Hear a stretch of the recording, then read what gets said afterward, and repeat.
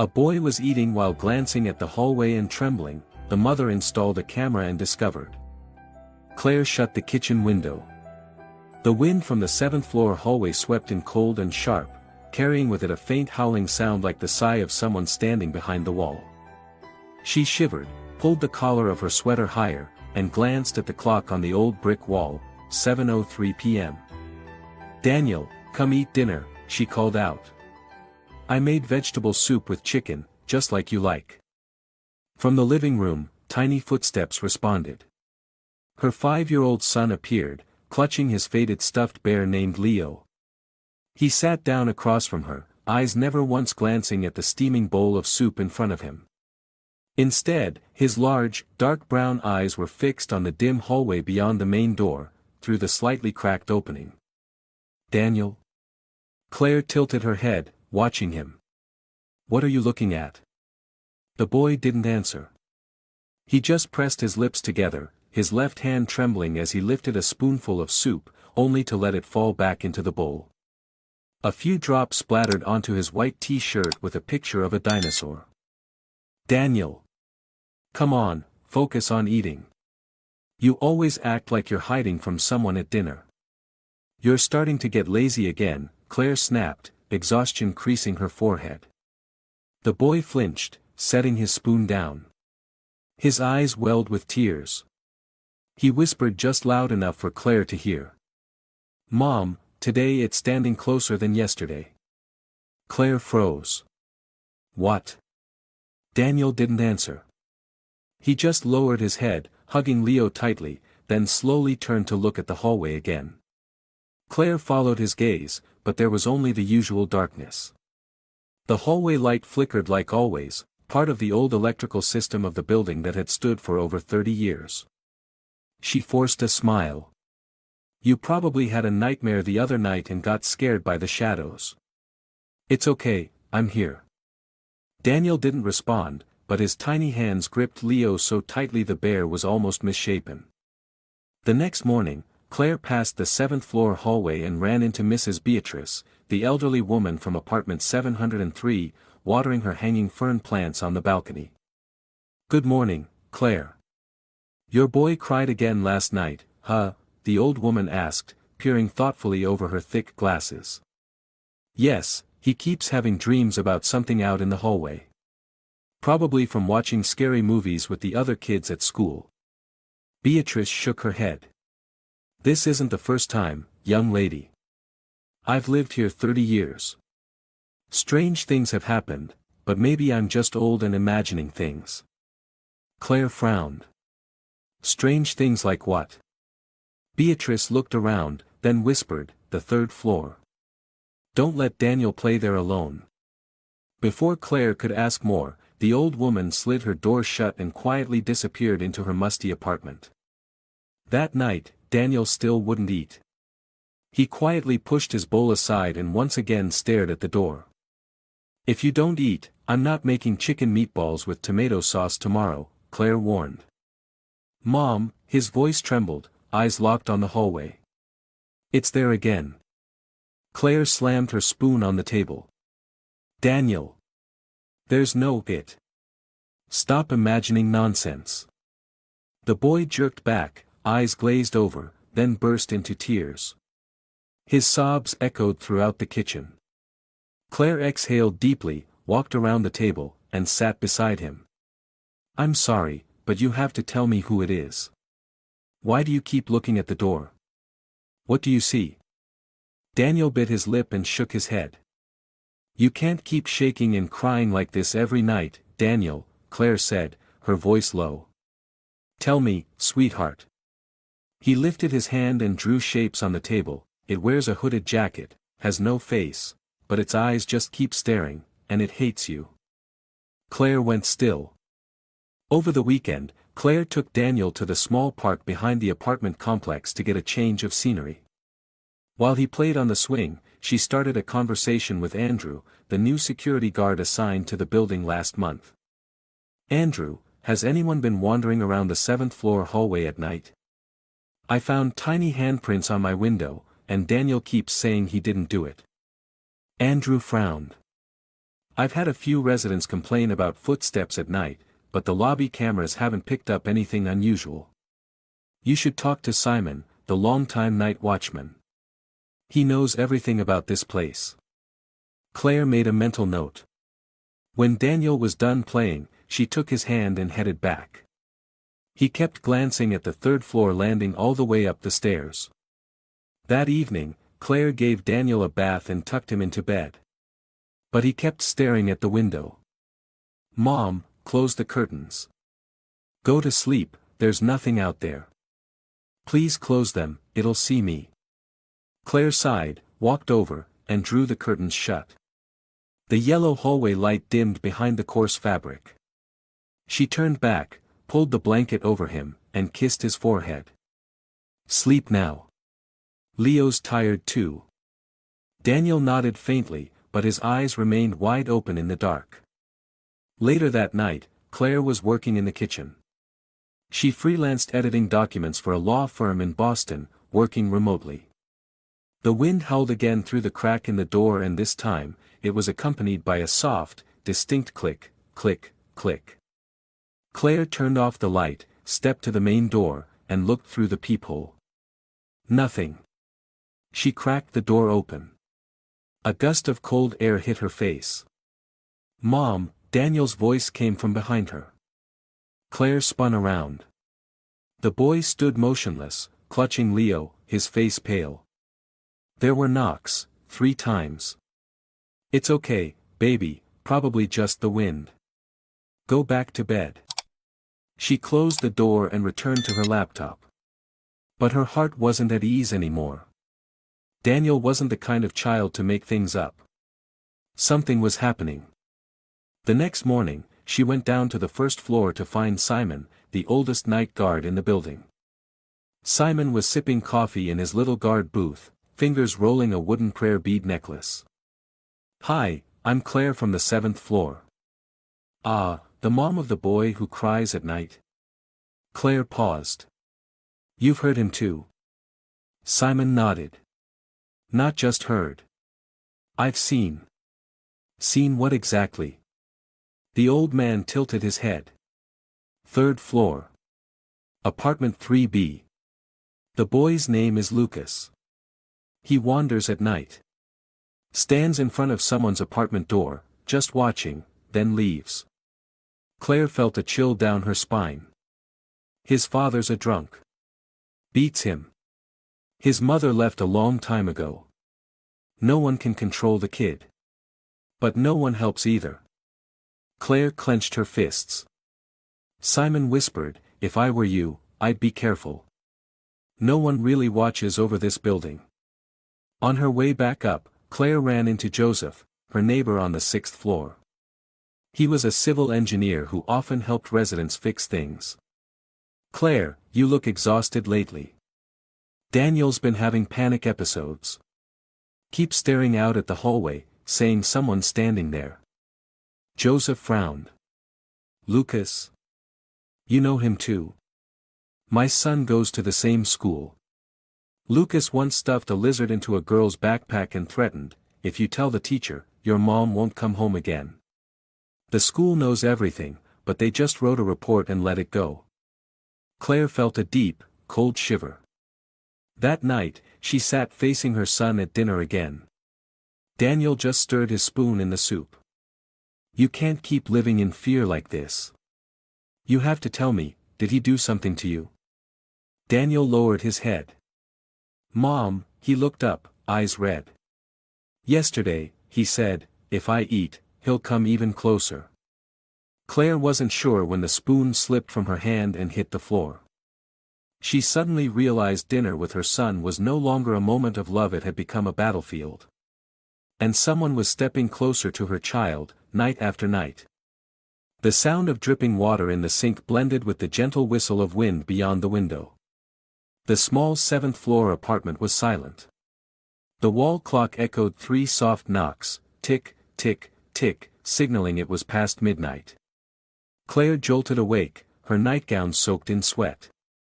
She didn't know if it was from a nightmare or the faint rustling noise coming from the next room. She sat up, her feet touching the cold floor. Quietly, she walked to Daniel's door. Holding her breath, she saw the soft blue glow of the nightlight still shining, but the room was empty. "Daniel?" she whispered, her voice hoarse with fear. No response. She pushed the door wider, heart pounding. "Daniel?" A soft sound came from the living room. Claire ran out. Daniel was standing by the window, trembling as he tried to pull the curtains closed, muttering over and over. "It saw. I can't let it see." "Daniel!" Claire rushed over and wrapped her arms around him. "What are you doing?" "Oh my God, you're freezing."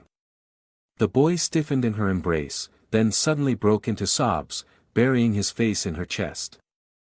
"It's out there, Mommy." It looked at me, its eyes were all white, it was really close. Claire stroked his hair, trying to stay calm.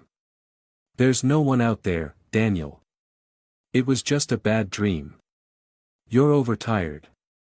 "It wasn't a dream, this time it talked to me, it came close to my ear." "What did it say?" Claire asked, her heart thudding. Daniel looked up, his face pale. "It said you're going to disappear." The next morning, Claire didn't work. She cancelled her document editing shift and made warm milk for her son before sitting down at the small desk by the window. Daniel sat silently beside Leo, his stuffed bear. He didn't ask anything, didn't glance at the door. He was like a shadow. While clearing off Daniel's desk, Claire froze.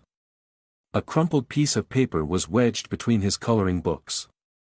The paper was thin, worn, and covered in smeared, jagged pencil writing. "You're weak. Your mom is going to disappear." Claire's hands shook. "Daniel, what is this?" The boy didn't answer. He just stared into his open palm, as if holding something invisible. Claire knelt down. "Who wrote this? Was it someone in your class?" Daniel shook his head, then suddenly curled in on himself, covering his ears and whispering. "Not listening, not listening, not listening. You're scaring me." Claire grabbed his shoulders. "Answer me. Who left this note?" "I don't remember." Daniel's voice faded, his eyes empty like he wasn't himself anymore.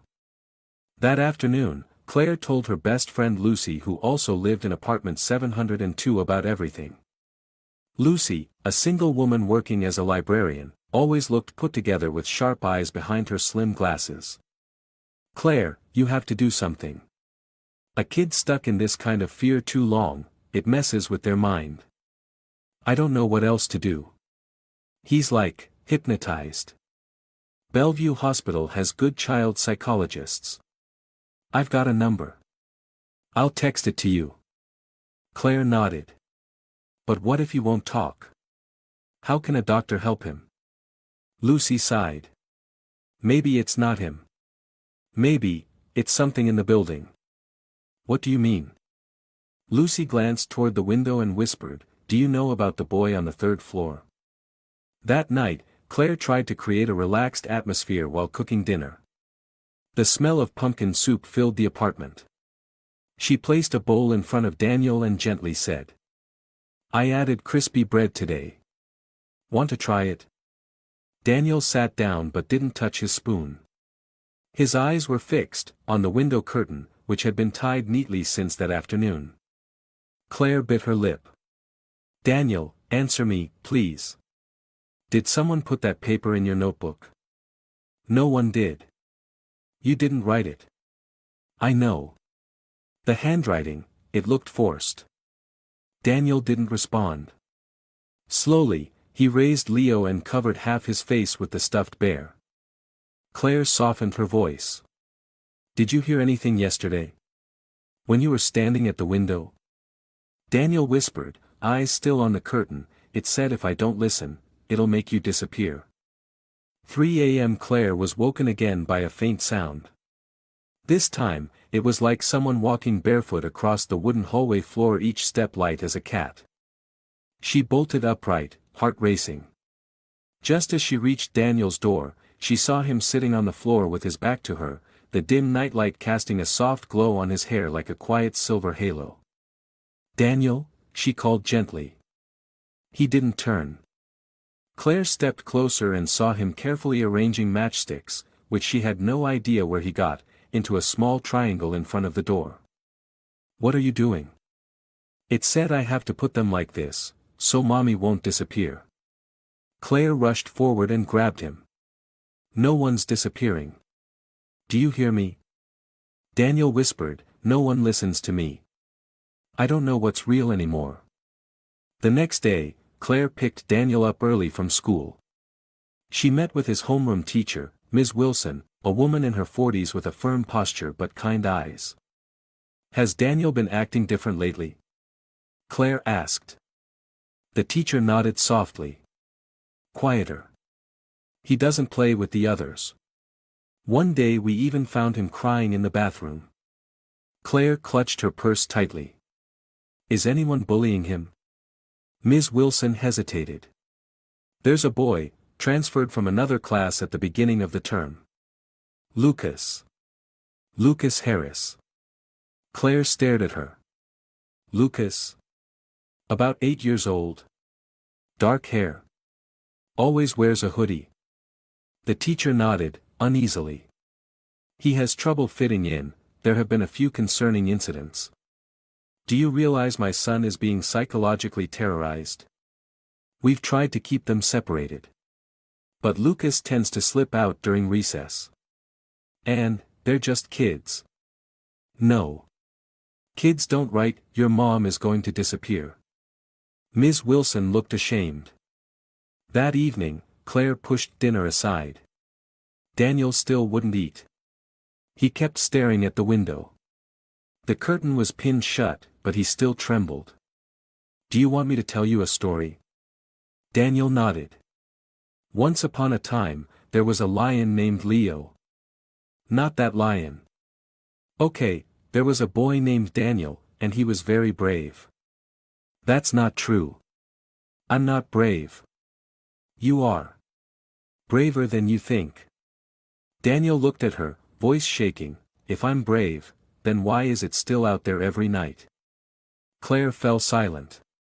Helpless. For 3 nights straight, Claire kept the nightlight on.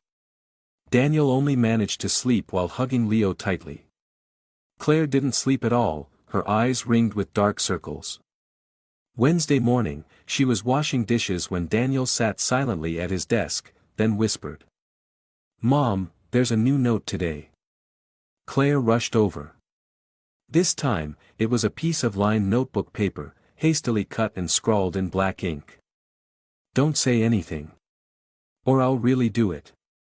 She clenched the paper, her hands shaking. That night, Claire called Lucy. "I can't take this anymore. I don't think that boy's just trying to scare him. Do you want me to come stay with you two for a night?" "No. I have a plan." Lucy hesitated. "What are you going to do?" Claire whispered, "Install a camera." November in New York City had turned biting cold. The rain was relentless, heavy drops tapping steadily on the living room window. Wind howled through the cracks in the walls, rattling the stained and moldy hallway. The whole apartment building seemed to groan under the weight of something old, dark, and unshakable. Claire stood in the kitchen, slowly washing each dish. White soapy bubbles popped against her fingers, but she didn't feel the chill. Just a heavy weight in her chest. Daniel had been asleep for almost an hour, after drinking warm milk and hearing her tell the story of the lion Leo 3 times. Strangely, he no longer asked to hold his stuffed bear. Instead, he curled tightly under the blanket, clutching a rubber band bracelet, something Claire had never seen before. When she asked, Daniel only shook his head. "It's okay, it helps me remember, you're still here." Claire swallowed hard. A strong gust of wind hit. The ceiling light flickered once, then went completely out. The kitchen plunged into darkness. "Damn it," she muttered, drying her hands and fumbling through the drawer for a small flashlight. Just as the beam cut through the dark, a terrified scream came from the bedroom. "Mom. It's here again. Claire dropped the flashlight. She bolted out of the kitchen, her bare feet slapping against the cold tile floor. Daniel's bedroom door flew open, and he was standing there, trembling, face pale as chalk, eyes wide with panic. It knocked on the door. It knocked 3 times. Daniel sobbed, pointing toward the front door. Claire spun around. Nothing. Only the sound of rain pounding on the hallway's tin roofing and the wind howling outside the window. You imagined it, she said quickly, trying to calm him. It was just the rain. No, it wasn't. I heard it. 3 knocks. Just like the other night. Claire grabbed his hand and pulled him close. Stay here. Let me check. She walked toward the front door. Paused. Her hand hovered over the metal doorknob, icy to the touch. Her heart thumped. Then click, the door creaked open. The hallway was empty. Not a soul in sight. Claire stepped all the way out. A freezing wind swept over her. She looked down at the floor. Just beneath the door, there was something small, a red plastic knife, bent, the blade warped. Next to it was a piece of paper. No, not paper. A drawing. On the wrinkled page, sketched in rough black pencil, was an image of a woman with long hair, Claire being pushed out of an elevator. Beneath the drawing, scrawled in jagged letters. Your mom's turn is coming. Claire stood frozen.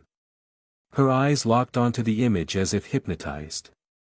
Her hands began to shake. Rain splattered across her forehead, cold as ice. The wind seemed to blow straight through her. Suddenly, behind her, Daniel screamed. Don't pick it up, Mom. He left it to scare you. Claire turned. The boy was standing at the doorway, hugging his knees, his body curled in on itself like he might collapse. She rushed over and pulled him inside. The door slammed shut behind them. In that instant, the ceiling light blinked on again, then flickered 3 times, like some cruel joke. The next morning, Claire sat silently in front of a cup of coffee gone cold. Lucy knocked on the door, carrying a box of churros from Union Square Green Market. You look like a corpse, Lucy said, setting the box on the table. He screamed again last night, said he heard the knocking, and then someone left a plastic knife. Do you get it, Lucy? And a drawing of me being shoved out of an elevator. Lucy froze. Did you keep it? Claire nodded and pulled both items from a drawer. Lucy picked them up. A toy knife. But, why bend it like this? Claire spoke softly. To make it look real. To scare. And it worked. Daniel won't take his eyes off the hallway now. Lucy sat down, her voice low. You know who did it, don't you? Lucas. And the kid's only 8. Claire's voice hardened. 8, but his mind belongs to something much darker. That afternoon, Claire walked Daniel to the school bus. When it stopped at the corner, he clung to her hand and wouldn't let go. I don't want to go. Why, Daniel? I don't want him to see me happy. Claire knelt to his level. You didn't do anything wrong. You have no reason to hide. You have me. You don't have to face this alone. Daniel pressed his lips together, then nodded. Claire exchanged a pleading look with Ms. Wilson. The teacher gave a small nod and led him inside. Back home, Claire called Andrew, the building security guard, to review the camera footage. Andrew scratched his head when Claire asked, Did anyone come up to the 7th floor last night? He pulled up the footage. Here. Around that time, nope. Nothing. Weird, the camera didn't record anyone going up or down between 10 p.m. and 6 a.m. You're sure? Claire frowned. Yeah. But, let me ask Simon. He was on shift all night. Claire went down to the guard office and found Simon again. Something happened again. Claire told him about the knife, the drawing, the knocking. Simon shook his head. I've seen Lucas wander at night before, but never to the 7th floor. Then again, that doesn't mean he hasn't. Have you ever seen him carrying anything strange? One time, I saw him shove a stuffed cat into the 3rd floor mailbox. The cat's head had been stabbed with a ballpoint pen. Claire shuddered. Stuff like that and no one does anything. Because people think he's just a damaged kid. That night, Claire didn't sleep. She sat on the couch, desk lamp dim. Daniel had passed out from exhaustion. Leo had fallen to the floor, the blanket pushed aside. Claire didn't close the curtain. This time, she wanted to see. 11:42 p.m. Rain still falling. Hallway light flickering. 11:48. A faint whistle. But no movement. 12:03 a.m. She noticed the curtain in Daniel's room move slightly from the outside. Claire's heart tightened. But no one entered. She crept to the window, cracked it open just a sliver. Cold air hit her face. Outside, there was nothing but darkness. Yet, to the left of the window, on the damp concrete frame, was a small handprint. Fresh. Clear. Pressed near the glass as if it had just been made from outside. The next morning, Claire visited an electronics shop near the Lower East Side Square.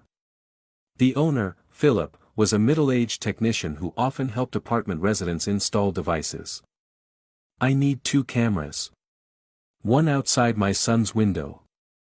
One at the front door. Philip raised an eyebrow. Something happened.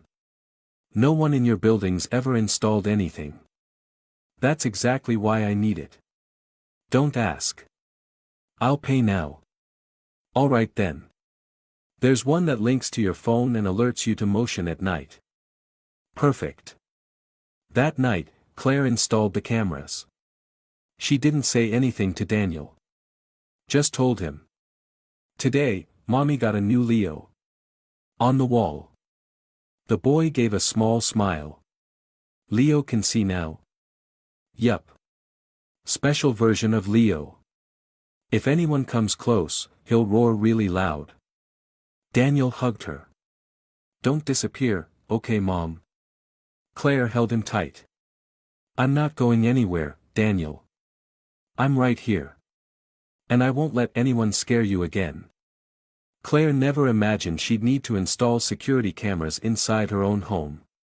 But when unease becomes part of every breath, you're left with no other choice. 3 days after Philip finished the system, she still hadn't told Daniel. He just looked at the devices on the wall as if they were new decorations. Is that a sun meter, Mommy? Daniel asked, still glancing anxiously at the window.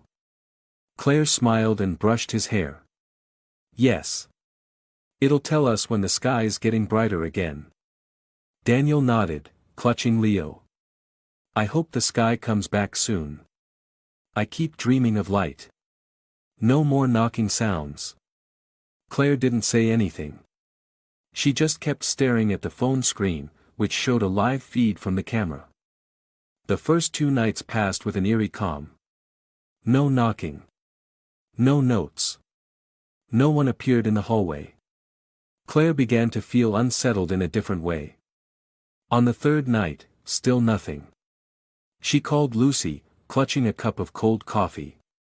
Are you sure the camera's even working? Lucy asked skeptically. Yes. I checked. During the day, it's clear as daylight. But at night, nothing. Weird. Are you thinking of taking it down? Not yet. I want to watch one more night. If still nothing, I'll reconsider. You think the kid made it all up? Claire looked toward the window, where the tiny camera stared quietly at the hallway. Her voice lowered. I don't believe that. He couldn't imagine things like a drawing of me being shoved out of an elevator. Or a bent knife. Night 4. The rain had stopped. Wind swept through the hallway in audible gusts. Claire stayed up past 1 a.m., seated in front of her phone's screen linked to both cameras. Daniel was asleep this time without crying but still clutching Leo so tightly the bear's head was misshapen. The hallway light flickered on, then off. And then, exactly 1:34 a.m., a figure appeared on the camera outside Daniel's window. Claire held her breath. A boy. Black hair. Hoodie pulled over his head. Small frame, around 8 years old. He walked very slowly. Not hurried. Not looking around. As if he knew he was being recorded. Claire stepped back from the screen, heart pounding like a drum. She hit the record button. The footage was crystal clear. Lucas. No doubt about it. The boy bent down and slipped a small object through the window crack, something wrapped in a tissue. Then, he knocked 3 times. Knock. Knock. Knock. Claire shivered. She could hear the sound echo down the hallway with her own ears. The camera picked it up, perfectly. After knocking, Lucas looked up straight into the lens. His eyes were blank yet full of rage. A slow, crooked smile spread across his face, twisted entirely to one side, as if bitterness had deformed his muscles. Claire could barely breathe. No words. No wasted movements. He simply stared into the camera, as if to say, "I know you're watching." A few seconds later, Lucas turned and walked away, vanishing toward the 7th-floor stairwell. The next morning, Claire sat in front of her laptop, extracting the video from the system. She trimmed it to the exact moment Lucas appeared, knocked, and stared into the lens. Lucy knocked and came in, carrying a box of croissants and a cup of hot milk. "Anything last night?" she asked, setting the items on the table. Claire turned the laptop toward her and hit play. Lucy watched the footage, then went pale. "Oh my God, he looked straight at the camera. Exactly. Like he knew I was watching him. What did he push through the window?" Claire pulled it from a plastic bag, a piece of tissue stained with blue ink. On it, scrawled in jagged handwriting. "Smile. Next time I won't knock." Lucy whispered, "You have to call the police." "With what?" "This video. They'll say, just kids playing around. Nothing serious." Lucy fell silent. "Then what are you going to do?" Claire shut the laptop. "I'm going down to the 3rd floor." That afternoon, Claire rang the doorbell at apartment 3B. The door opened after a long pause. A man stood in the shadows, his eyes dull, the stench of alcohol heavy on his breath. "What do you want?" he snapped. "Are you Lucas's father?" Claire asked, clutching her phone inside her pocket. "Yeah, so. I'm Daniel's mother from the 7th floor. Your son keeps threatening my child. He's been slipping in notes, watching us outside our door, writing things like, 'Your mom's going to disappear.' Are you even aware of this?" The man snorted and sneered. "Kids, huh? He gets a little carried away sometimes. What do you want me to do? I've got work. I can't follow him around all day. Doing nothing is neglect. If you won't teach him, I will." "You threatening me?" He took a step forward, bloodshot eyes glaring. "You think just 'cause you've got some proof, anyone's gonna care? This whole place is trash. No one's stepping in." Claire gripped her phone tighter. "Thanks. I have enough proof to make you regret it." She turned her back, feeling his glare like a stone pressed to her spine. That evening, Daniel ate half his noodles but kept his head down. "Mom," he whispered. "Why can he still see me? I thought we had Leo on the wall." "Because he wants you to think that," Claire replied. "But I saw him. I recorded him. And I'm going to protect you." Daniel looked at her, eyes watery. "Are you scared?" Claire pressed her lips together. "Yes.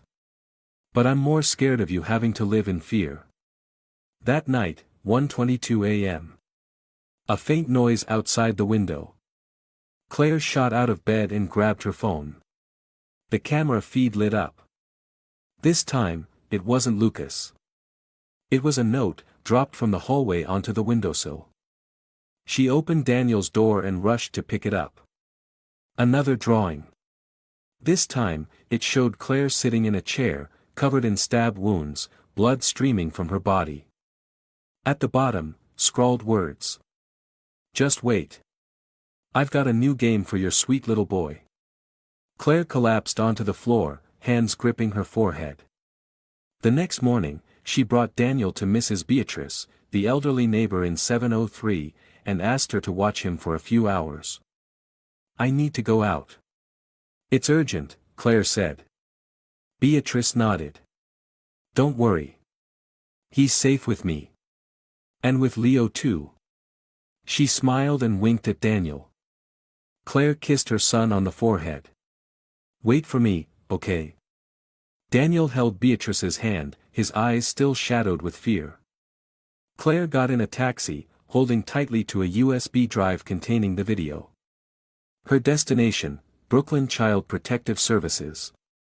Inside the beige, ivy-covered building, worn and damp, Claire waited nearly 40 minutes before being invited into a small consultation room. Two social workers greeted her, a woman in her 30s named Teresa, and a younger man with black-rimmed glasses named Michael. "Ms. Claire, please have a seat," Teresa began gently. "I'm Teresa, and this is my colleague Michael. We received your email and video this morning." Claire sat down, still gripping her phone. "I don't even know where to begin, but my son is in real danger." "We've reviewed the clip you sent," Michael said, tilting his head. "Do you know the boy in the video?" "Lucas. Full name Lucas Harris. 8 years old. Lives on the 3rd floor of my building." Teresa jotted notes. "Have you spoken to his parents?" "His father Alan Harris is an alcoholic. Lives alone with Lucas. The mother left 3 years ago. I went to speak with him directly. He basically couldn't care less." Michael frowned. "Have you contacted the police yet?" "No. I figured they'd just say, he's just a kid. But I can't wait until my son falls off a balcony or actually gets stabbed." Teresa nodded softly. "Do you have physical evidence? Notes, drawings?" Claire opened her bag and handed over everything: drawings, letters, the bent plastic knife, photos of the handprint on the window. Michael recoiled slightly as he held the drawing of the woman being stabbed.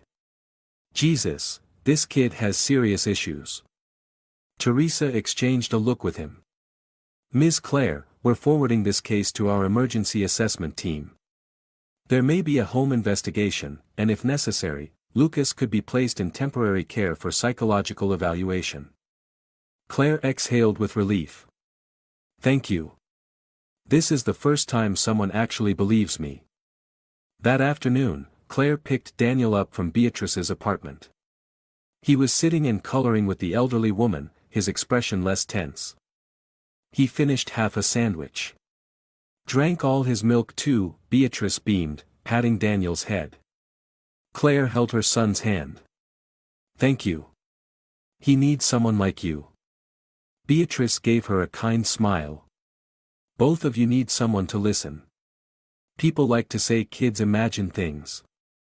But sometimes, they see what grown-ups don't want to." That night, Claire tucked Daniel in early.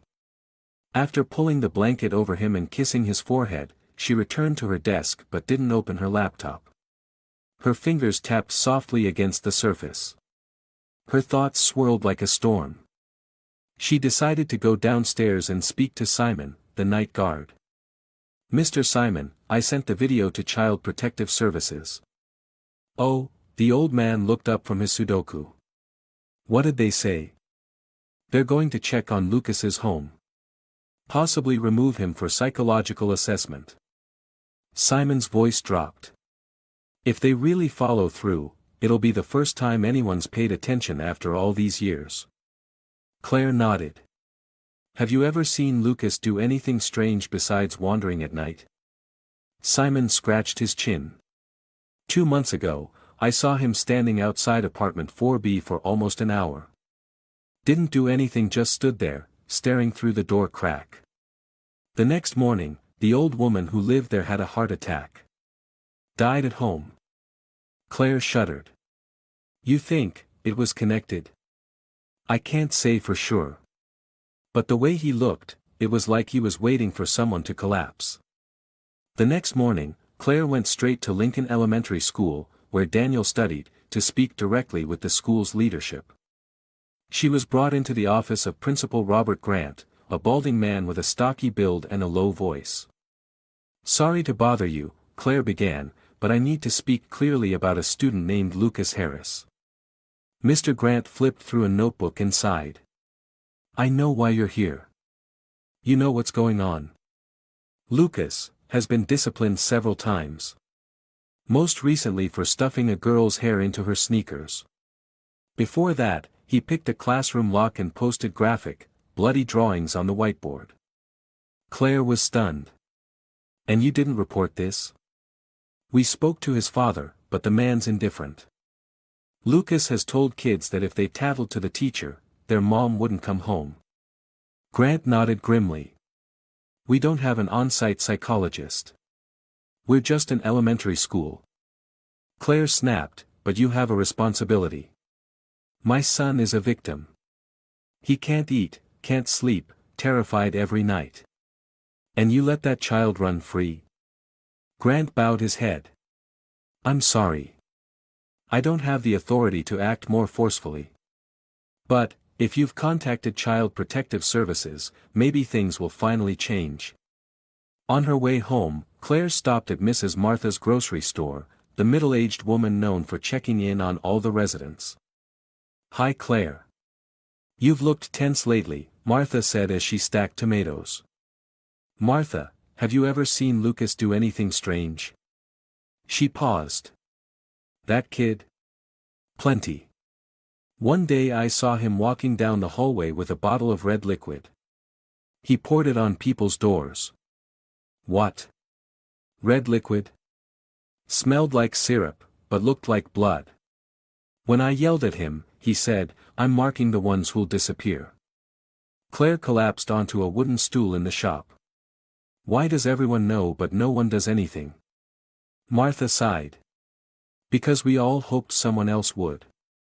That evening, Claire spoke with Daniel. Did you do something, Mommy? He asked, still not daring to look at the window. Yes. I told the adults. They'll take care of it. Does it know? Claire hesitated, then softly said, maybe. But I'm not afraid. And you don't have to be either. Daniel exhaled. I'm just scared, if it gets angry, it'll come faster. Claire hugged him tight. If it comes, I'll be here. I'm not going anywhere. That night, for the first time, Claire left the window curtain open. She sat in front of the phone, eyes fixed on the camera feed, hand hovering over the record button. At 2:03 a.m., once again, that small figure appeared. Lucas. Same old hoodie. Same cold face. Eyes like empty sockets. But this time, he didn't knock. He just stood there staring at the window for a full 3 minutes. Then, he smiled. Claire turned her head to look at Daniel asleep behind her. She swore to herself if anyone laid a hand on her son, she would fight with everything she had. The next morning, she received a call from Teresa. Ms. Claire. I'm calling to let you know we're coming to the apartment building today with local police and a child psychologist. We may need your presence. How soon? We're on our way. 30 minutes. Claire hung up. Took a deep breath. You're running out of places to hide, Lucas, she whispered, eyes glowing cold. I'm not going back in the room, Mom. Daniel's voice was barely above a breath, yet it hit Claire like a stone in the chest. He stood at his bedroom door, gripping Leo tightly, eyes red from nearly a sleepless night. Claire bent down, touching his shoulder. You just need to change clothes, sweetie. I checked, no one's in there. Daniel stepped back. No. It touched Leo last night. I saw it. It left Leo face down on the floor.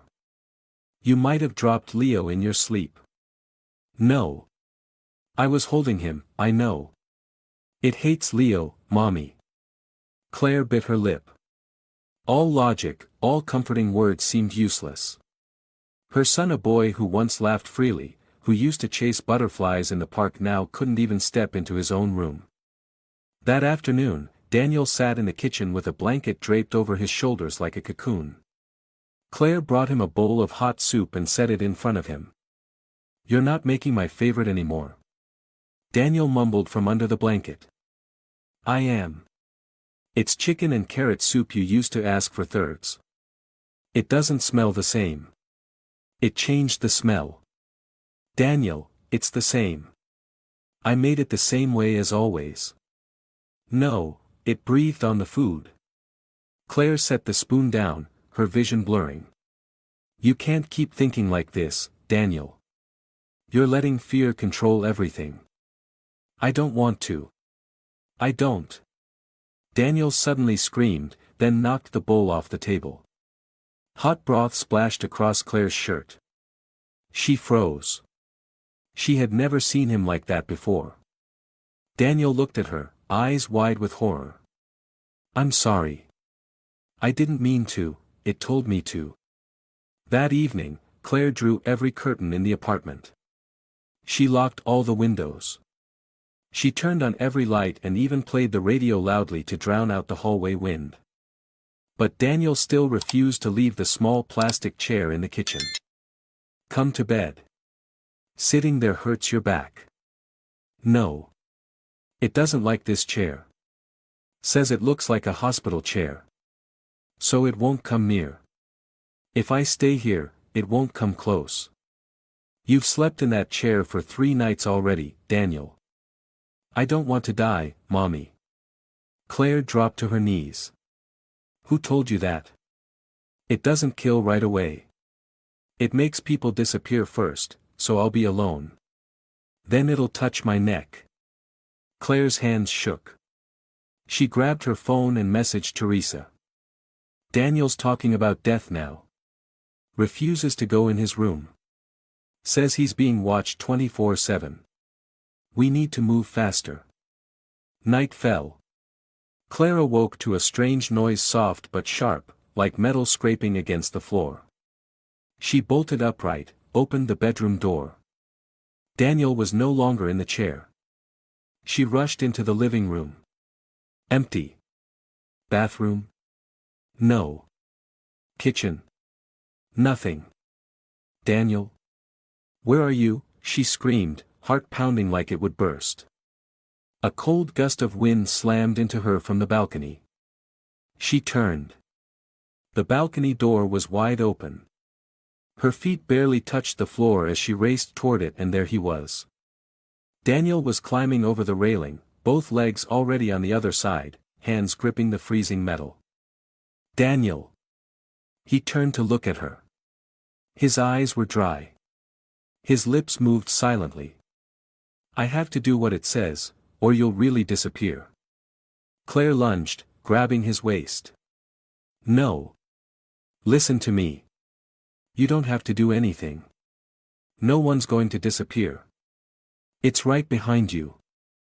There's no one there, Daniel. It's just me. Claire yanked him back. They both tumbled onto the balcony floor. Daniel burst into tears, sobbing into her chest, his small hands like ice. Mommy. I'm so tired. I don't want to see it anymore. Claire held her son tightly, tears streaming down her cheeks. You don't have to see anything anymore. I won't let anyone touch you again. The next morning, Daniel didn't get up for breakfast. He lay curled up on the sofa, his face buried in a pillow, silent for nearly 2 hours. Claire tried to get him to drink a little milk, but he didn't open his mouth. His eyes were swollen, like he'd been crying all night. Lucy arrived with a bag of bread and a bottle of orange juice.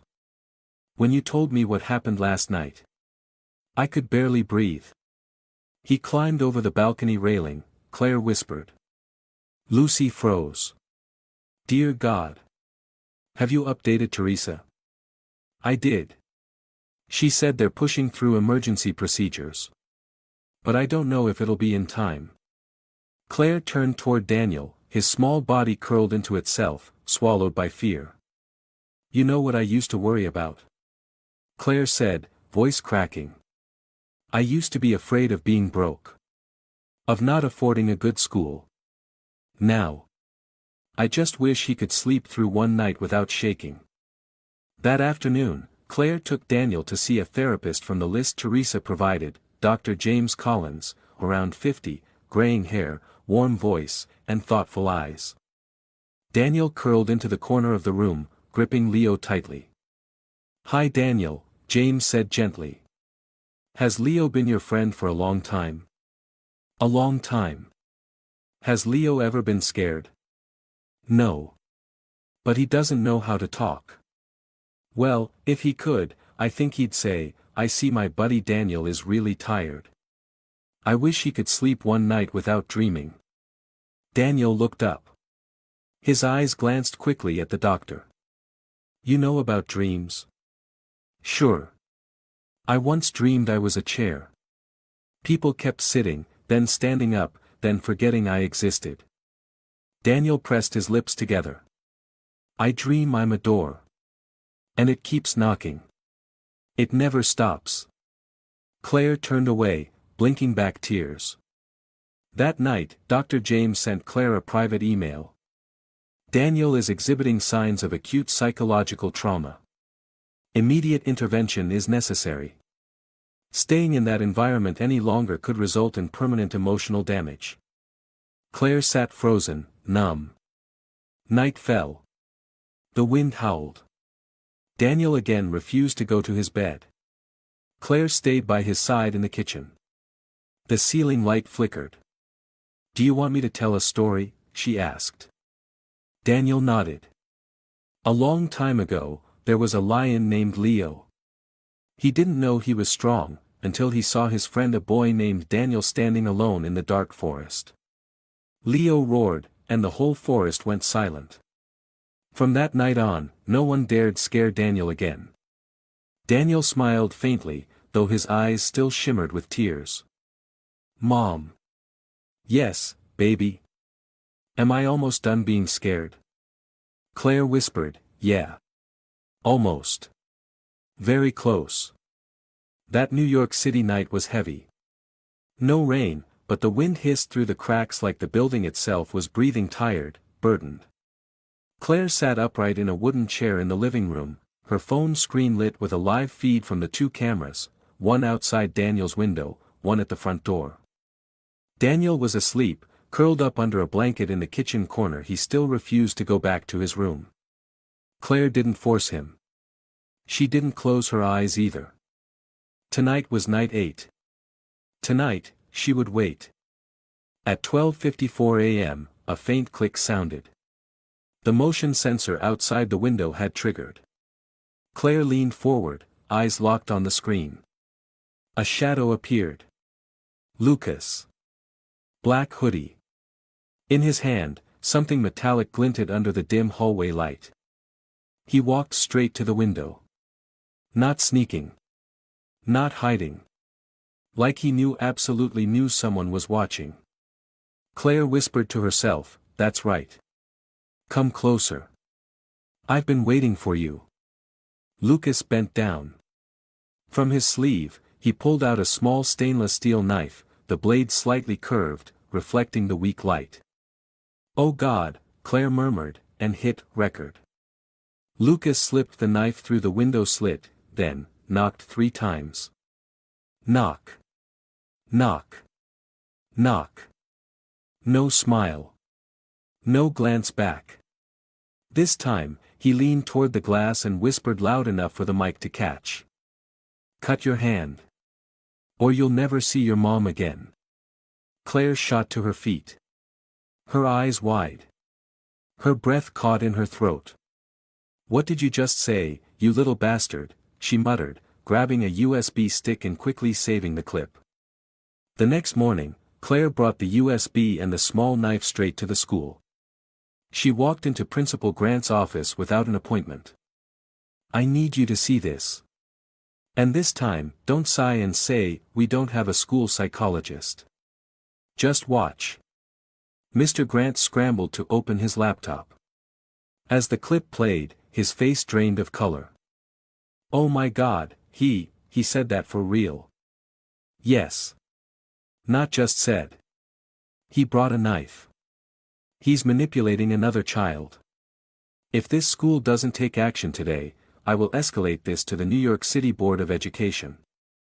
Grant nodded quickly. "I'll contact the Department of Education. But if you can please take this to the police." "I'm on my way there now." At the local police precinct, Claire met Detective Sarah Lewis, a middle-aged woman with neatly tied curly hair and eyes like blades. "What do you have for us?" Sarah asked, flipping open her notebook. Claire placed the knife, the blood drawing, the threatening notes, and the USB on the table. "I have video footage. An 8-year-old boy directly told my son to harm himself. And here's the proof." Sarah inserted the USB into a computer. The room fell silent as the clip played. When the voice said, "Cut your hand," Sarah frowned. This is no longer childish mischief. No.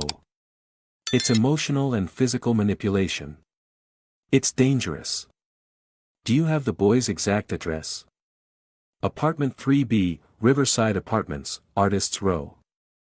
Sarah stood, opened a drawer. "We'll go there this afternoon with Child Protective Services. Thank you for not giving up." Claire looked at her, eyes glassy. "If I had given up, my son might already be dead." 4 p.m. The Riverside Apartments buzzed with murmurs as 2 unmarked vehicles pulled up near the entrance. 4 people stepped out, Detective Sarah, 2 CPS agents, including Teresa, and a child psychologist named Dr. William Bennett. Claire opened the door to greet them. Daniel was sitting in the kitchen, sketching. A weak beam of sunlight lit up his unfinished drawing of forest with no people. Teresa approached gently. "Hi Daniel. I'm Teresa. I remember you." Daniel looked at her and nodded slightly. "You're the lady whose voice doesn't shake." Claire asked quietly, "Where do we begin?"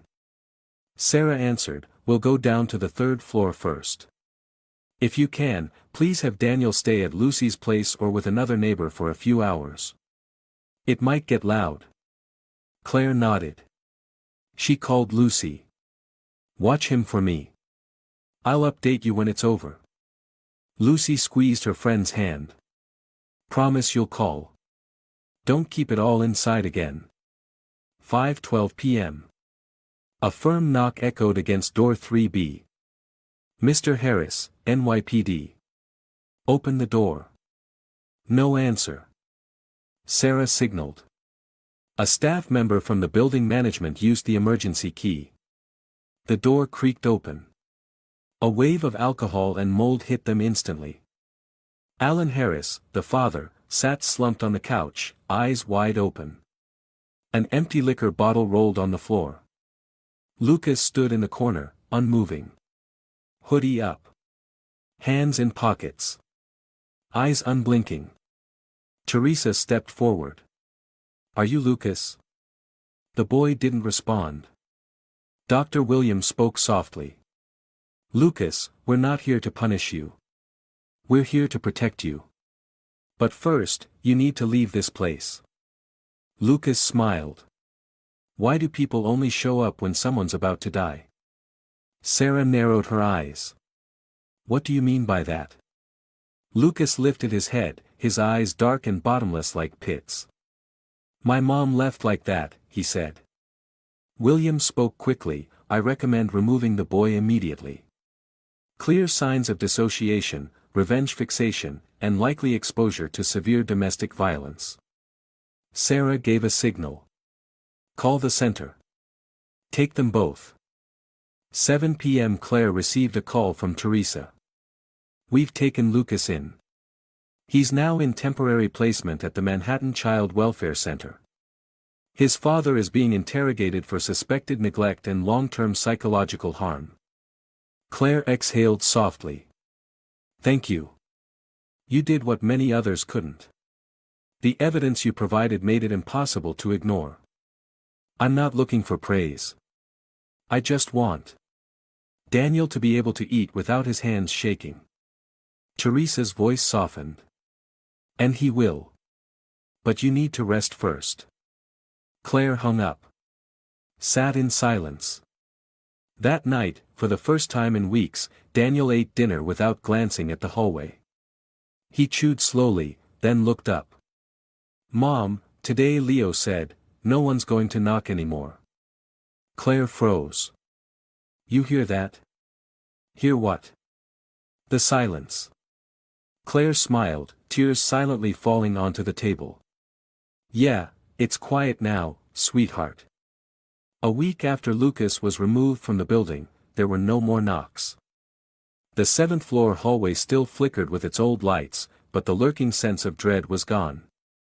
Claire opened Daniel's bedroom window for the first time in over 3 weeks, letting real wind in, no longer the cold breath of fear. Daniel stood beside her, holding Leo, murmuring, "I don't hear footsteps anymore." Claire bent down and tucked his hair behind his ear. "You won't have to again. There are people helping now, people doing the job for us." That day, Claire received another call from Teresa of Child Protective Services. "Hello Claire, I wanted to officially inform you, Lucas Harris has been placed under special psychological supervision at the Bronx Children's Intervention Center. He has been diagnosed with early-onset conduct disorder, along with symptoms of control obsession and violent reactivity due to prolonged trauma." Claire gripped the phone. "And his father?" "Alan Harris has been formally stripped of custody. The court has ordered him to undergo mandatory rehabilitation and psychological reconditioning. If he fails to comply, he will face prosecution." Claire sat down. She didn't feel joy, only a weight lifting off her chest, like a stone finally removed. "Did Lucas say anything?" Teresa hesitated, then replied. "He kept repeating, 'No one came to save me. If I was scared alone, then others should be scared alone too.'" Claire was quiet for a long time. Then she spoke slowly. "No child is born a monster. But if no one stops them, they become part of the darkness."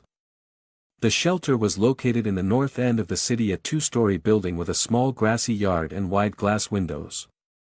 Lucas was brought there in a child services van. He sat silently, eyes glued to the window, not speaking the entire ride.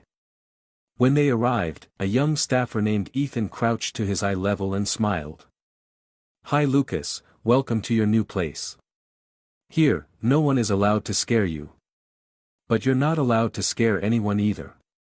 Let's start over, okay?" Lucas stared straight into Ethan's eyes.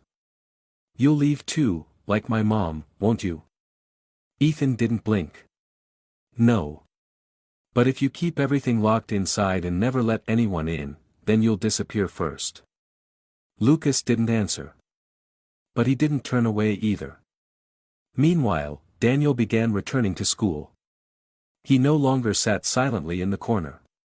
Gradually, he began to draw again, but this time, he drew suns, not headless figures or bloodied knives. One afternoon, Claire received a message from Ms. Wilson. Daniel just raised his hand to answer a question for the first time in over a month. He said, "I know the answer. Because my mom didn't disappear." Claire read the message over and over, tears falling onto the screen. That night, as mother and son ate spaghetti under the kitchen light, Daniel looked up. "Mom, can we move out of this building?" Claire paused. "You want to leave?" "I don't want to see the 3rd-floor stairs anymore." Claire applied for relocation that same week. With help from the council and a small grant from the Single-Parent Trauma Relief Program, she was fast-tracked for a new apartment in Astoria, about 20 minutes away by subway. The new apartment was on the second floor, with a balcony overlooking a small park. It wasn't fancy, but it was clean, and full of sunlight. As soon as they stepped inside, Daniel looked around, then turned to his mother. "There's no wind howling here, Mom." Claire hugged him. "No. Just birds now." A week later, Claire brought Daniel to his first session at the local children's support center. The therapist was Dr. Evelyn Brooks, an older woman with silver hair and eyes bright like headlights. "Daniel, do you like to draw?" she asked, placing a box of crayons on the table. "I do. But I don't draw the person in the hallway anymore." "What will you draw instead?" Daniel thought for a moment. "A tree, with a bench underneath. And Leo sitting on the bench." Claire watched him draw, feeling for the first time like her heart wasn't being shredded by fear. At a professional conference between the council and the support center, Teresa reported. "Lucas has begun responding in therapy. He talked about the night his mother left, how his father was throwing bottles at the wall. He said, 'I screamed, but no one heard.' From that point on, he started scaring others so they'd know what it feels like to scream into silence." Dr. Evelyn nodded. "He'll need a long time. But what matters is, he's starting to speak the truth." Ethan, Lucas's caregiver, added, "He's been drawing. No more blood. Yesterday, he drew a hand holding a smaller hand. Under it, he wrote, 'Someone pulled me back.'" One afternoon, Claire picked up Daniel from school. On the way home, he whispered, "Mom, can I write him something?" Claire raised her brows. "Write who?" "Lucas. Aren't you scared?" "I don't want him to be scared alone anymore." Claire didn't answer right away. She looked at her son for a long moment, then nodded. "Then write it. I'll help you send it." The letter Daniel wrote was in wobbly, schoolboy handwriting. "Lucas, I'm sorry if you were ever scared. I was scared too. But someone pulled me back. I hope someone pulls you back too. I forgive you. Leo's not mad either. Daniel." Claire read it, speechless. She folded the letter, placed it in an envelope, and wrote on the front. "To Lucas G., Bronx Child Welfare Center." The next morning, as she dropped the letter into the mailbox, she spotted Mr. Simon, the old night guard from Riverside Apartments, reading the newspaper at the subway station. "Claire. So you really moved out?" he asked, surprised. "Yes. I couldn't let Daniel grow up in a place where even the light could be controlled by someone else." Simon nodded. "I'm glad for you." "Oh, and that boy. Lucas?" "Yeah. I heard he started talking at the center." "Yes. He's beginning to heal." Simon nodded slowly. "To be honest, I still see him as a child who needed help. It's just, I feel so sorry for your little one." Claire gave a faint smile, but there was a distant look in her eyes. "Everyone needs help. But first, they have to stop hurting others." That evening, as mother and son colored at the dining table, Daniel suddenly looked up, a bright smile spreading across his face. "Mom. I finished my whole plate tonight. No one's outside the hallway anymore." Claire put down her pen and hugged her son. "No one, and there won't be anyone ever again." It was early winter in Astoria, cold, but dry. Sunlight streamed through the window of their second-floor apartment, spreading across the floor like a warm silk cloth. Claire was folding clothes when she heard Daniel's laughter from the balcony, the first laugh in weeks. She stepped outside. Daniel sat on a plastic chair, holding a paper airplane. Leo the teddy bear sat right beside him. The boy grinned and leaned forward. "Look, Mom. My plane flew farther than yesterday."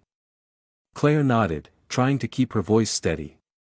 "Yes, I saw. Really far. Just like you, flying farther away from fear." Daniel turned to her with a big smile. Because now I have light. What light? The light you turned on in my heart. Claire dropped to her knees and pulled him into her arms. I'll keep that light on, always. That evening, as they ate dinner, Claire was surprised to see Daniel finish his plate completely.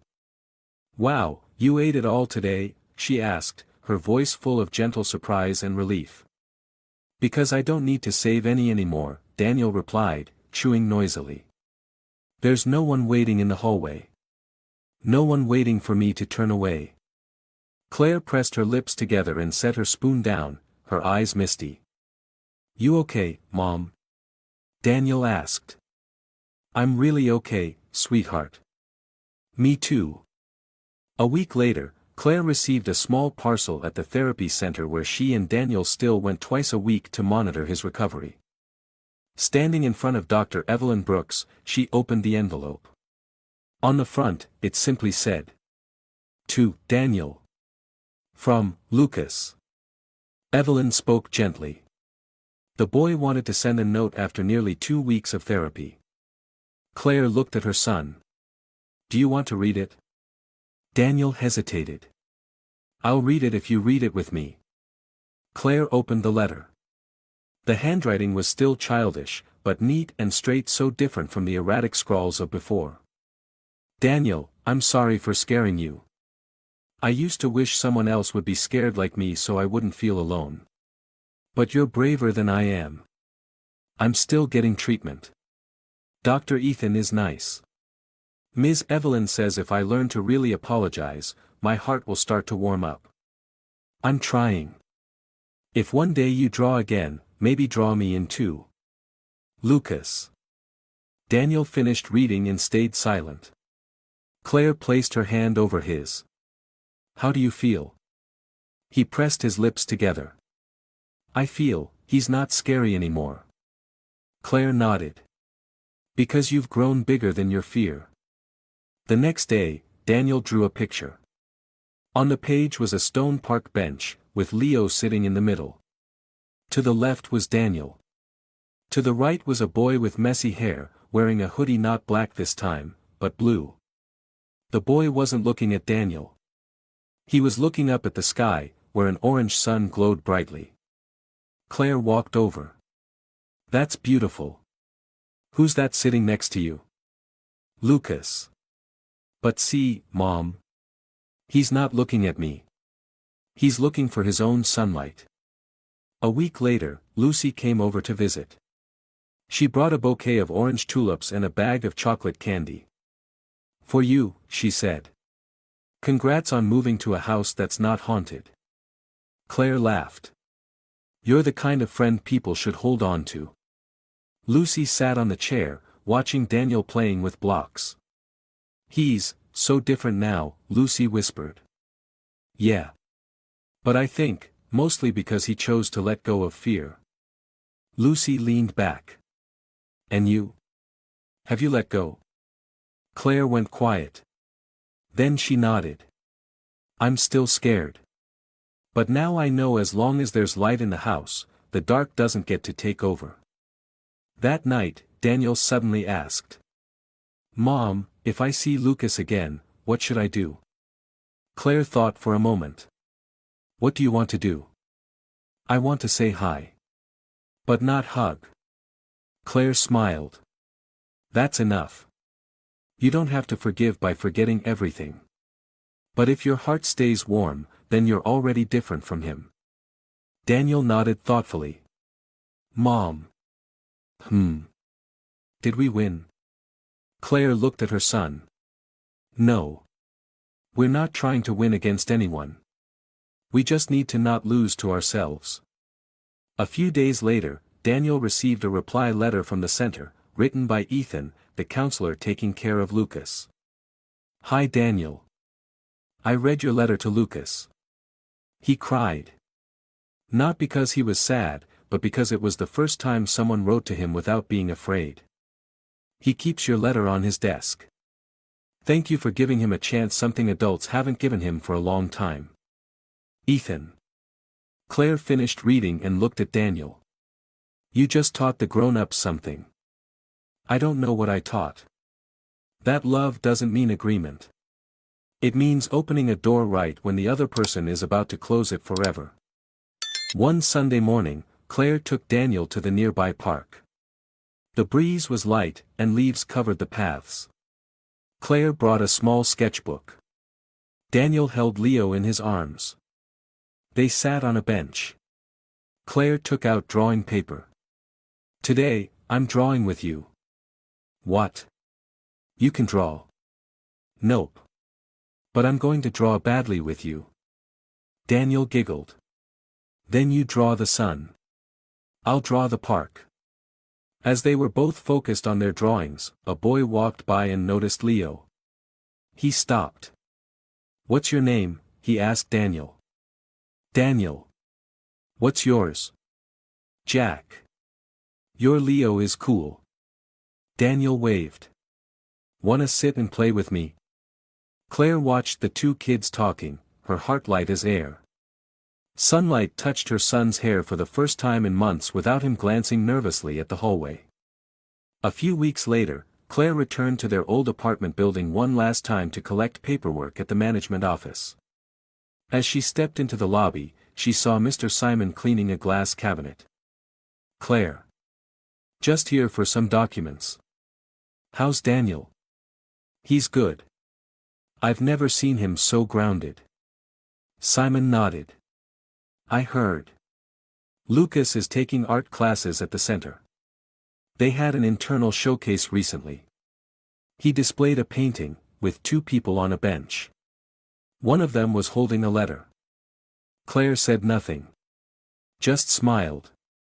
"You don't blame him?" Simon asked. Claire turned her head.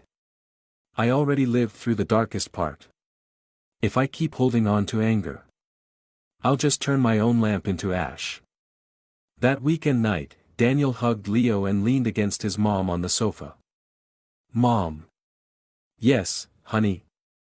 I think, not everyone who's scared does bad things. But maybe everyone who does bad things, used to be scared for a really long time." Claire looked at him. "You understand something it takes adults a lifetime to learn. So can I be a grown-up now?" Claire chuckled, hugging him. "No. But you're being kind and that's enough. No one is born evil. Some children just need to be loved at the right moment." This story is a powerful reminder that children's fears should never be dismissed. Every unusual behavior is a signal of pain that must be heard. Sometimes, a child causes harm not because they're cruel but because no one loved them in time. The silence of adults is the most dangerous thing. But when someone like Claire dares to believe, to speak up, and not let go, then the light returns. Healing is not forgetting. It's choosing not to become part of the darkness. If you enjoyed this story, we invite you to give it a like and subscribe to our channel. Your support motivates us to keep bringing heartwarming stories almost every day. We are very grateful for your support. See you soon.